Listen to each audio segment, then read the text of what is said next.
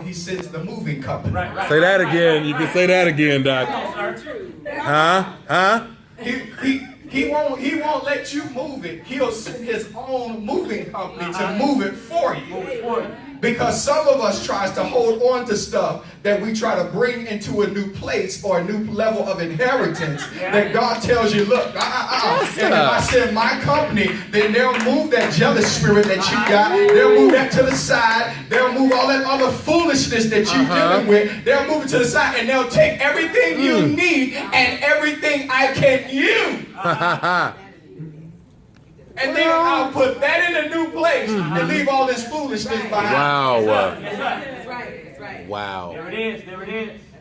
So sometimes he has to test you to send the moving company. Send it. Thank you, Jesus. He got to test you. He got to make sure you can handle folks coming in moving your stuff around. Come on, let's be for real. Let somebody walk in your house right now that you don't know, and they start moving your stuff. The first thing that's going to come out of your mouth, it ain't going to be Jesus. It's not. It's going to be a few words. Choice words. They got an M, an F, an S and a D. S, a B. It got some stuff in front of it. And you're going to wonder, what? This is the first question that's going to come. What are you doing? My stuff. With my stuff now. My stuff. But watch. You think it belongs to you. When nothing that you have belongs to you. My God. My God. The Bible says that nothing that you have is yours. Right. Everything you got belongs to God. Everything you got is because of God. Right. So if he wants to send somebody in to move out what you thought belonged to you, That's right. he can do that with no problem. Sure can.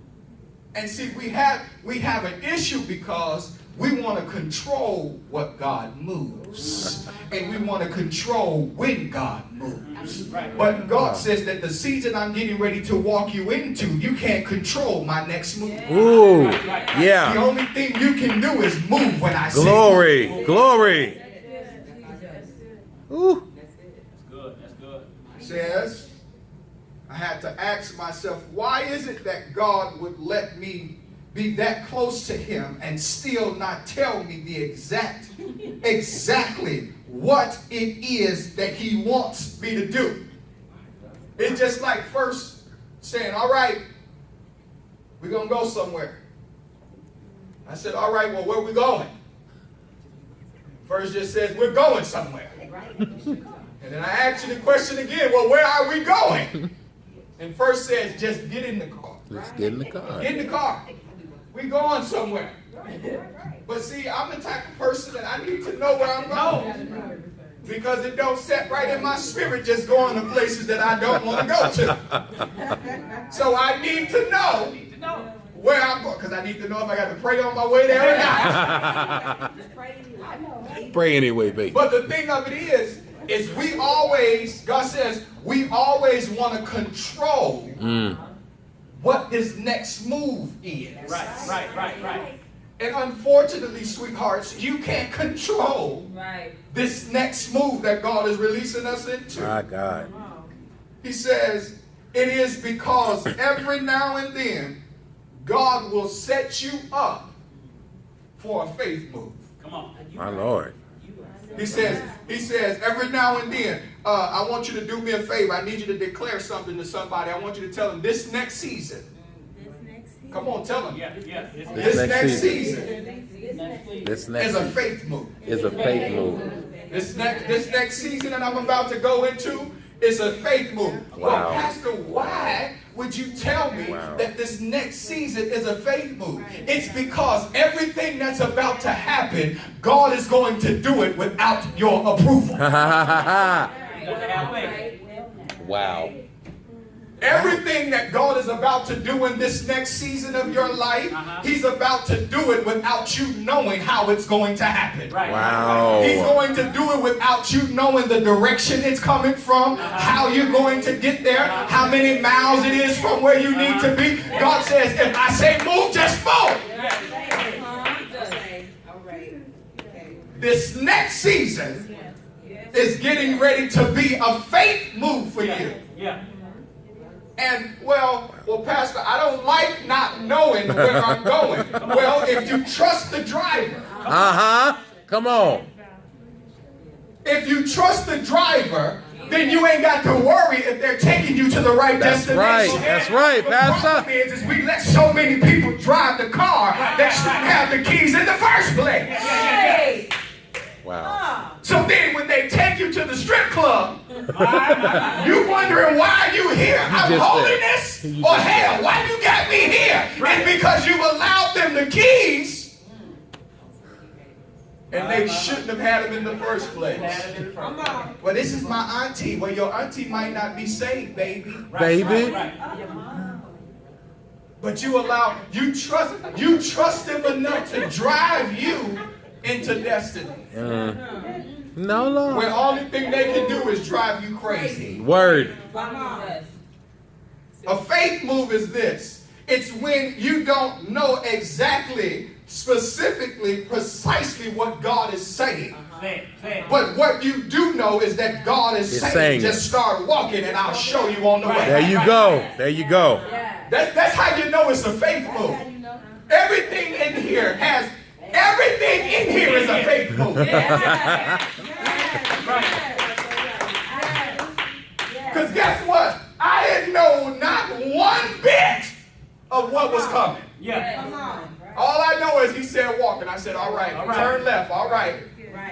And see, you got to understand that it's not about your smart IQ when it comes to God. All right. It's about if God says move, you move. Okay. And see, in this faith move, you got to understand, God says, I need you to just walk. Just walk. Just walk. And when I tell you to turn, turn. When I tell you to stop, stop. But see, if you don't understand when it's time for you to move, you're going to keep on moving at the wrong time. That's right. You can move at the time when God is telling you to sit still, when God is telling you to move. And he says that there are times, moments, and instances where God will tell you in detail exactly what he wants you to do, but he's going to see if you will trust him enough just to move. Yes, sir.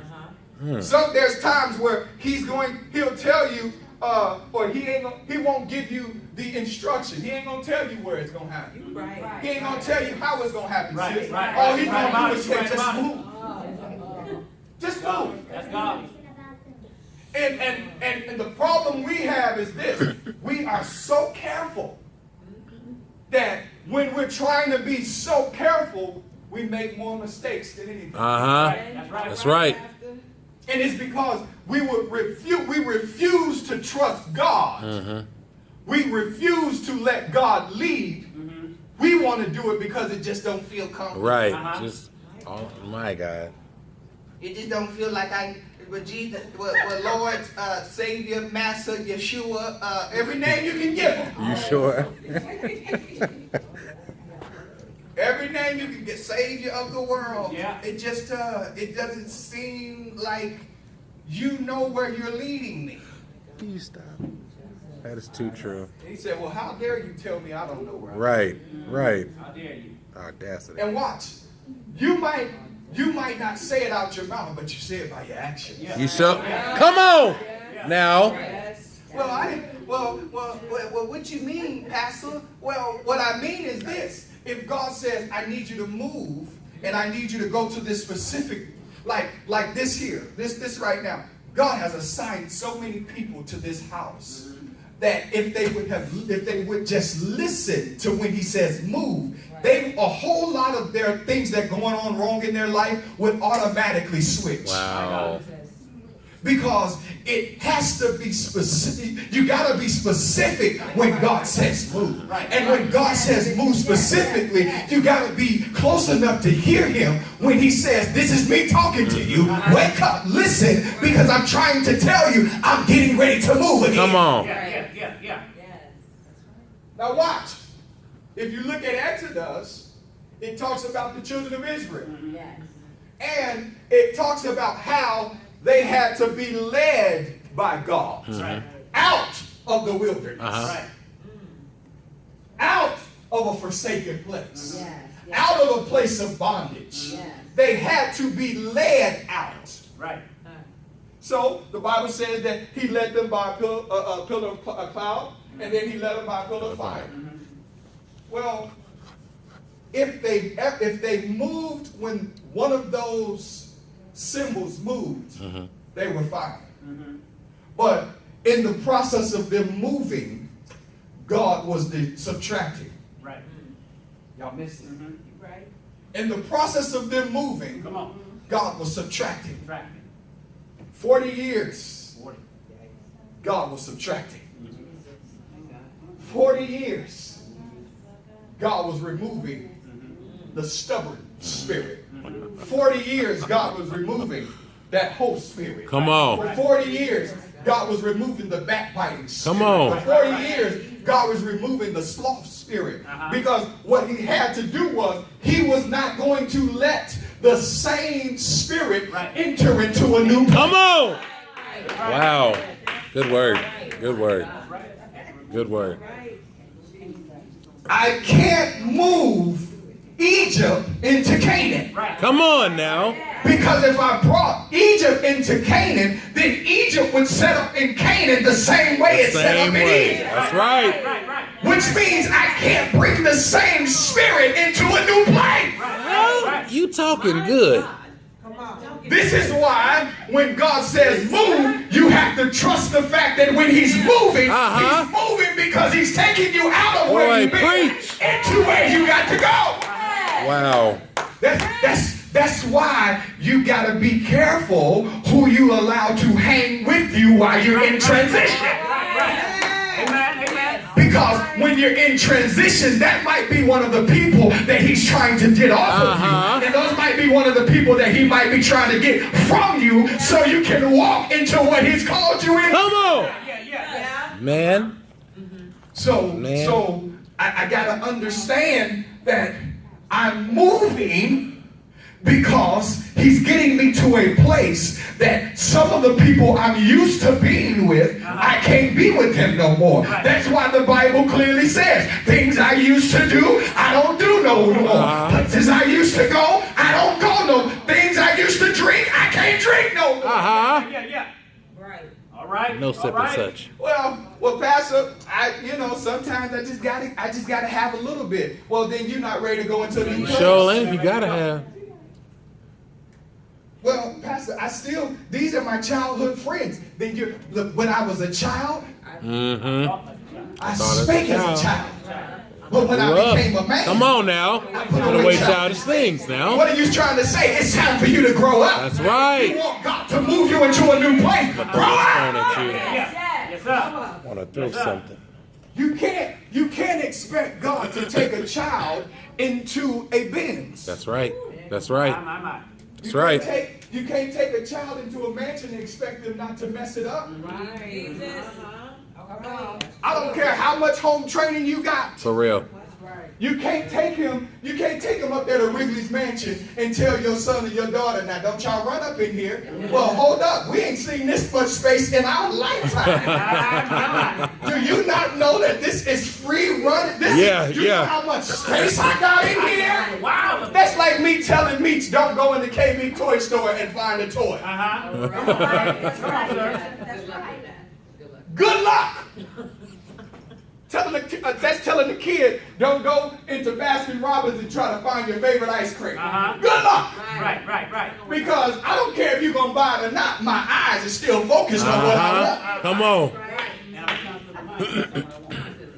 You can't take me into an atmosphere that gives me what I want and expect me not to want it. Right.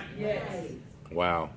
So I'm going into a new place, but I'm going into a new place with the same mentality. I'm going into a new place with the same spirit. Right. I'm going into the new place with the same hang-ups.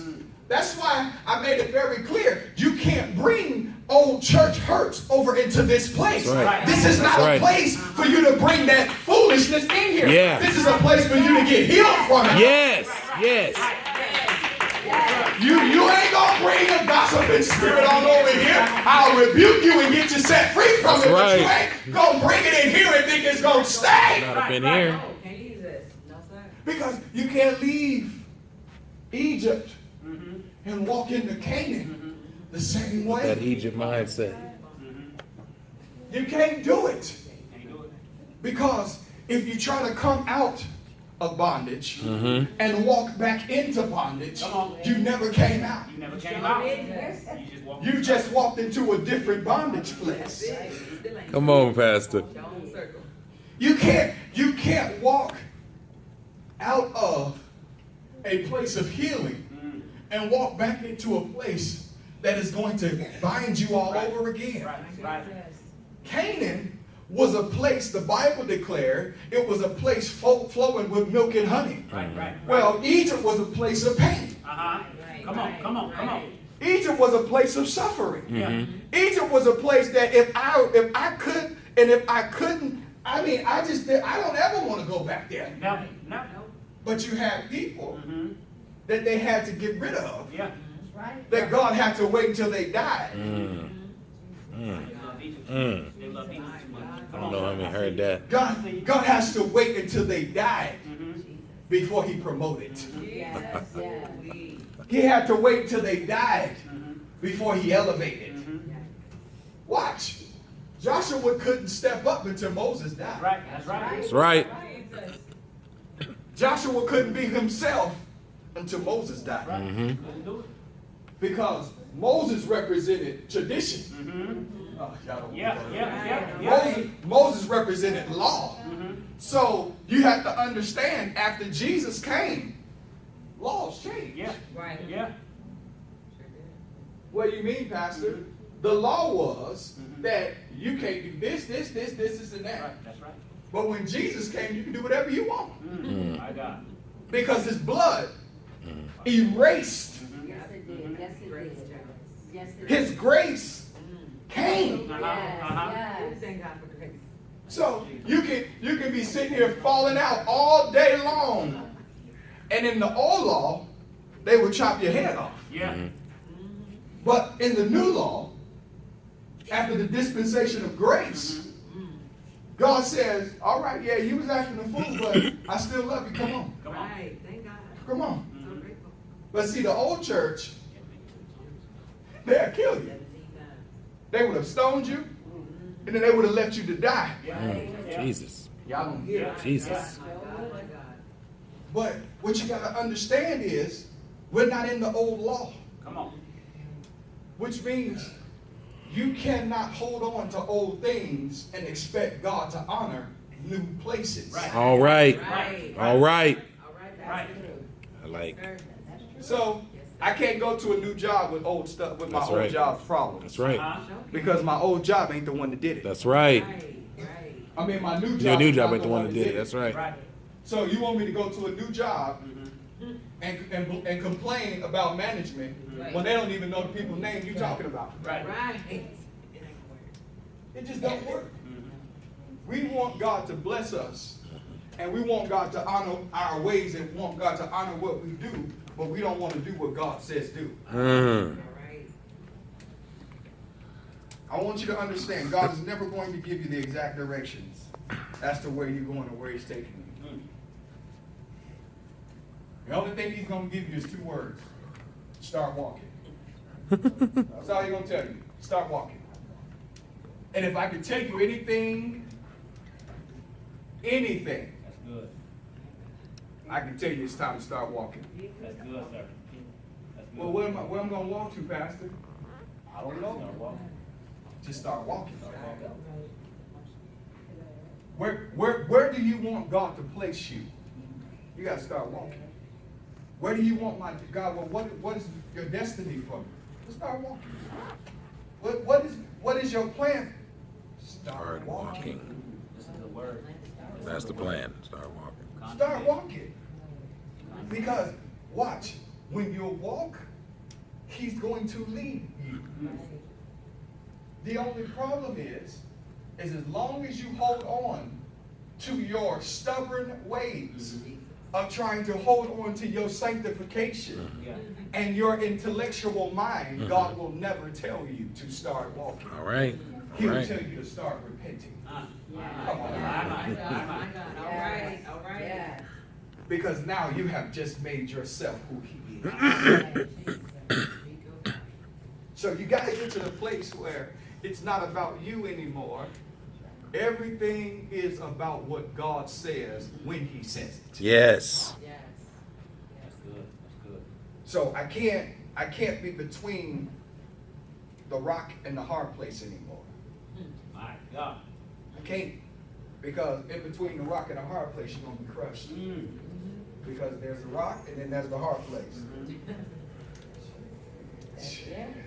That's good, sir. That's There's nowhere else for you to go. That's right. The only thing you can do is be crushed. And unfortunately, y'all you've been crushed long enough. So crushed. And because you've been crushed long enough, you got to get to the place where you tell God, all right, I'll start walking. Yes. And look, take your rocks with you. Mm-hmm. All the stuff that's been thrown at you from other people, take them with you. But the thing of it is you don't bring them into it.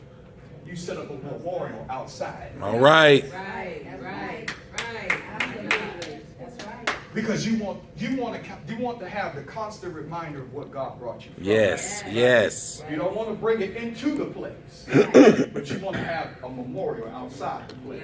Glory And to every God. time you walk into a new place, you see, look where I come from. Mm, And you keep mm. on moving into the goodness of God. My God.